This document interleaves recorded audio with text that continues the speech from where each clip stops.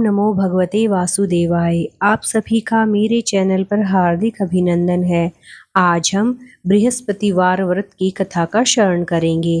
बृहस्पतिवार व्रत का बहुत ही अधिक महत्व माना जाता है। यह व्रत विष्णु भगवान को समर्पित होता है। गुरुवार व्रत में गुरु बृहस्पति की पूजा की जाती है। देव गुरु बृहस्पति को बुद्धि और शिक्षा का कारक माना जाता है। गुरुवार को बृहस्पति देव की पूजा करने से धन, विद्या, मान सम्मान, प्रतिष्ठा और कई अन्य मनवांछित फल की प्राप्ति होती है। इस दिन केले के पेड़ की पूजा की जाती है, जिसे बेहद पवित्र माना जाता है, और भगवान विष्णु की भी पूजा की जाती है। अग्नि पुराण के अनुसार गुरुवार का व्रत अनुराधा नक्षत्र युक्त गुरुवार से आरंभ करके लगातार 7 गुरुवार करना चाहिए। इस दिन प्रातः उठकर भगवान विष्णु का ध्यान कर व्रत का संकल्प लेना चाहिए। बृहस्पति देव का ध्यान करना चाहिए। इस दिन पीले वस्त्रों, पीले फलों का प्रयोग करना चाहिए। इसके बाद फल, फूल, पीले वस्त्रों से भगवान बृहस्पति देव और विष्णु जी की पूजा करनी चाहिए। पूजा के बाद कथा सुननी चाहिए। प्रसाद के रूप में केले चढ़ाना शुभ माना जाता है, लेकिन इन केलों को दान में ही दे देना चाहिए। शाम के समय बृहस्पतिवार की कथा सुननी चाहिए और मान्यता अनुसार इस दिन एक बार बिना नमक का पीला भोजन करना चाहिए। हो सके तो गुरुवार के दिन विष्णु चालीसा या विष्णु सहस्त्र नाम का पाठ करना चाहिए।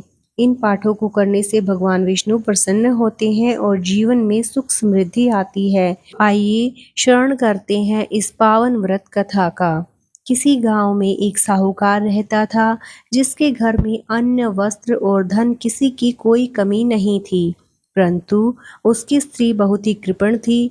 किसी भिक्षार्थी को कुछ नहीं देती, सारे दिन घर के कामकाज में लगी रहती। एक समय एक साधु महात्मा बृहस्पतिवार के दिन उसके द्वार पर आए और भिक्षा की याचना की। स्त्री उस समय घर के आंगन को लीप रही थी। इस कारण साधु महाराज से कहने लगी कि महाराज, इस समय तो मैं घर लीप रही हूँ, आपको कुछ नहीं दे सकती, फिर किसी अवकाश के समय आना। साधु महात्मा खाली हाथ चले गए। कुछ दिन के पश्चात वही साधु महाराज आए। उसी तरह भिक्षा मांगी। साहूकारनी उस समय लड़के को खाना खिला रही थी।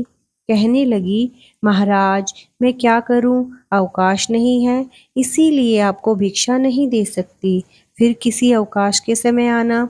साधु महात्मा खाली हाथ चले गए। तीसरी बार महात्मा आए तो उसने उन्हें उसी तरह टालना चाहा, परंतु महात्मा जी कहने लगे कि यदि तुमको बिल्कुल ही अवकाश हो जाए तो मुझको भिक्षा दोगी। साहूकारनी कहने लगी कि हाँ महाराज, यदि ऐसा हो जाए तो आपकी बड़ी कृपा होगी। साधु महात्मा जी कहने लगे कि अच्छा, मैं एक उपाय बताता हूँ। तुम बृहस्पतिवार को दिन चढ़ने पर उठो और सारे घर में झाड़ू लगाकर कूड़ा एक कोने में जमा करके रख दो। घर में चौका मत लगाओ। फिर स्नान आदि करके घर वालों से कह दो उस दिन सब हजामत अवश्य बनवाएं। रसोई बनाकर चूल्हे के पीछे रखा करो, सामने कभी न रखो। सायंकाल को अंधेरा होने के बाद दीपक जलाया करो तथा बृहस्पतिवार को पीले वस्त्र मत धारण करो। ना पीले रंग की चीजों का भोजन करो। यदि ऐसा करोगे तो तुमको घर का कोई काम नहीं करना पड़ेगा। साहूकारनी ने ऐसा ही किया। बृहस्पतिवार को दिन चढ़े उठी, झाड़ू लगाकर कूड़े को घर में जमा कर दिया। पुरुषों ने हजामत बनवाई, भोजन बनाकर चूल्हे के पीछे रखा। वह सब बृहस्पतिवारों को ऐसा ही करती रही। अब कुछ काल बाद उसके घर में खाने को दाना न रहा। थोड़े दिनों में वही महात्मा आए और भिक्षा मांगी, परंतु सेठानी ने कहा कि महाराज, मेरे घर में खाने को अन्न नहीं है, आपको क्या दे सकती हूँ। तब महात्मा ने कहा, जब तुम्हारे घर में सब कुछ था तब भी तुम कुछ नहीं देती थी, अब पूरा पूरा अवकाश है तब भी कुछ नहीं दे रही हो, तुम क्या चाहती हो, वह कहो। तब सेठानी ने हाथ जोड़कर प्रार्थना की, अब कोई ऐसा उपाय बताओ कि मेरे पहले जैसा धन धान्य हो जाए। अब मैं प्रतिज्ञा करती हूँ कि अवश्य मैं जैसा आप कहेंगे वैसा ही करूँगी।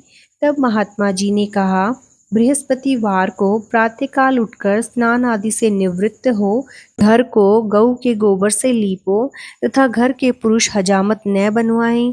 भूखों को अन्न जल देती रहा करो। ठीक सायंकाल दीपक जलाओ। यदि ऐसा करोगी तो तुम्हारी सब मनोकामनाएं भगवान बृहस्पति जी की कृपा से पूर्ण होंगी। सेठानी ने ऐसा ही किया और उसके घर में धन धान्य वैसा ही हो गया जैसा कि पहले था। इस प्रकार भगवान बृहस्पति की कृपा से अनेक प्रकार के सुख भोग कर दीर्घ काल तक जीवित रही। ओम नमो भगवते वासुदेवाय। आइए हम बृहस्पतिवार की दूसरी कथा का भी श्रवण कर लेते हैं। एक दिन इंद्र बड़े अहंकार से अपने सिंहासन पर बैठे थे और बहुत से देवता, ऋषि, गंधर्व, किन्नर आदि सभा में उपस्थित थे। जिस समय बृहस्पति जी वहां पर आए तो सब के सब उनके सम्मान के लिए खड़े हो गए, परंतु इंद्र गर्व के मारे खड़ा न हुआ, यद्यपि वह सदैव उनका आदर किया करता था। बृहस्पति जी अपना अनादर समझते हुए वहां से उठकर चले गए। तब इंद्र को बड़ा शोक हुआ कि देखो, गुरुजी के आशीर्वाद से ही मुझको यह वैभव मिला है, उनके क्रोध से यह सब नष्ट हो जाएगा। इसीलिए उनके पास जाकर उनसे क्षमा मांगनी चाहिए, जिससे उनका क्रोध शांत हो जाए और मेरा कल्याण हो जाए। ऐसा विचार कर इंद्र उनके स्थान पर गए। जब बृहस्पति जी ने अपने योग बल से यह जान लिया कि इंद्र क्षमा मांगने के लिए यहाँ पर आ रहे हैं, तब क्रोधवश उससे भेंट न करना उचित समझकर अंतर्ध्यान हो गए। जब इंद्रदेव ने बृहस्पति जी को घर पर न देखा, तब निराश होकर लौट आए। जब दैत्यों के राजा वृषवर्मा को यह समाचार विदित हुआ, तो उसने अपने गुरु शुक्राचार्य की आज्ञा से इंद्रपुरी को चारों तरफ से घेर लिया।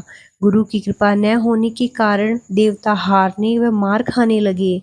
तब उन्होंने ब्रह्मा जी को विनय पूर्वक सब वृतांत सुनाया और कहा कि महाराज, दैत्यों से किसी प्रकार बचाइए। तब ब्रह्मा जी कहने लगे कि तुमने बड़ा अपराध किया है, जो गुरुदेव को क्रोधित कर दिया।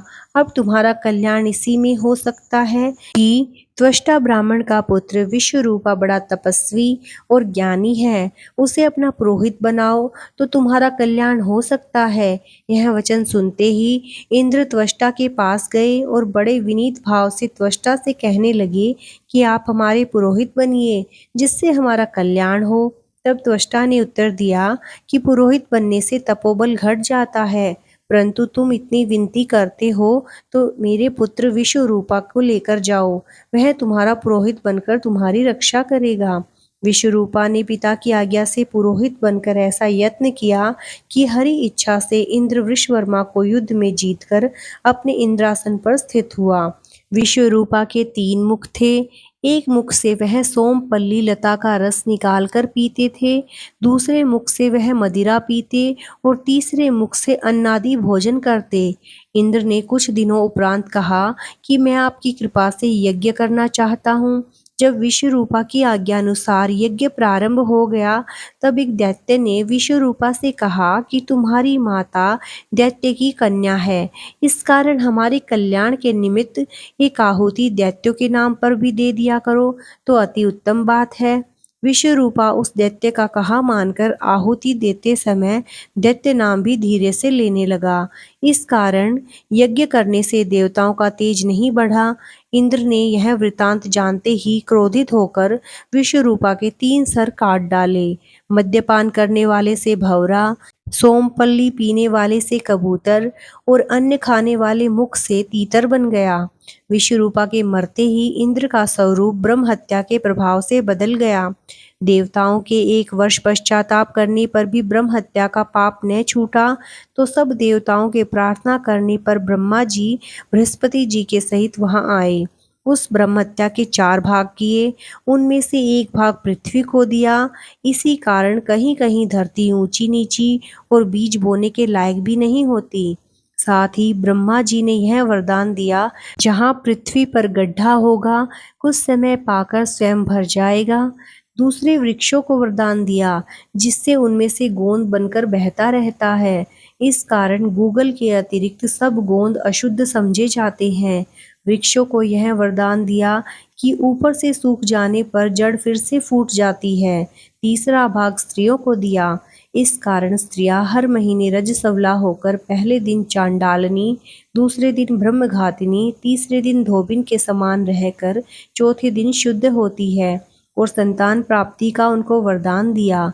चौथा भाग जल को दिया, जिससे फेन और शिवाल आदि जल के ऊपर आ जाते हैं। जल को यह वरदान मिला कि जिस चीज में डाला जाएगा वह बोझ में बढ़ जाएगी। इस प्रकार इंद्र को ब्रह्म हत्या के पाप से मुक्त किया। जो मनुष्य इस कथा को पढ़ता या सुनता है उसके सब पाप बृहस्पति जी महाराज की कृपा से नष्ट हो जाते हैं। बोलो बृहस्पति जी महाराज की जय हो। ओम नमो भगवते वासुदेवाय। आपको ये व्रत कथा कैसी लगी मुझे कमेंट करके ज़रूर बताइए और कमेंट बॉक्स में जय विष्णु जी लिखना ना भूलें। अगर आपको ये व्रत कथा अच्छी लगी तो प्लीज़ मेरे चैनल को लाइक, सब्सक्राइब और शेयर कीजिए। जय हो विष्णु जी की।